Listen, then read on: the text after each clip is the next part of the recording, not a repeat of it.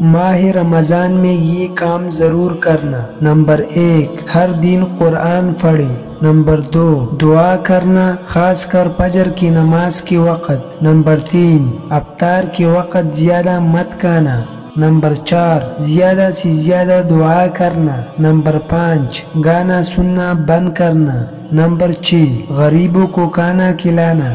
Number 7، کسی کی غیبت مت کرنا۔ نمبر 8، خود کو اور دوسروں کو غصہ مت دلانا۔ نمبر 9، حضرت محمد صلی اللہ علیہ وسلم کے بارے میں زیادہ سے زیادہ پڑھنا۔ اس طرح کی مزید ویڈیو دیکھنے کے لیے ہمارا چینل ضرور سبسکرائب کرو۔ والسلام۔